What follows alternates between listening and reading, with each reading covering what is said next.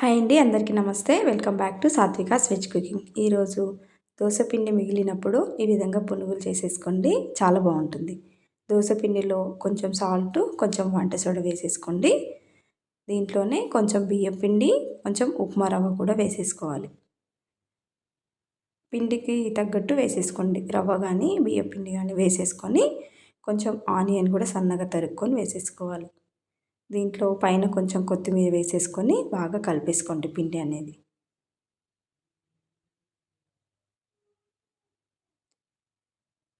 పిండి చూడండి మనకు వేసే విధంగా కలిపేసుకోండి. మీకు మరీ లూజ్గా అనిపిస్తే ఇంకా కొంచెం బియ్యం పిండి కూడా వేసేసుకొని కలిపేసుకోండి.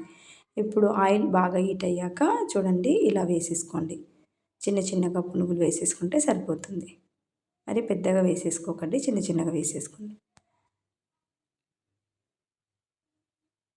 చాలా బాగుంటుందండి, ఈ విధంగా ట్రై చేయండి. ఇప్పుడు కొంచెం కాలాక నెక్స్ట్ సైడ్ టర్న్ చేసేసుకోండి. ఇప్పుడు ఈ విధంగా పునుగులన్నీ తీసేసుకోండి. అంతే అండి, చల్ల పునుగులు చాలా బాగుంటుంది. దోస పిండి మిగిలినప్పుడు ఈ విధంగా ట్రై చేయండి. ఎలా ఉందో చూడండి, కమెంట్ చేయండి.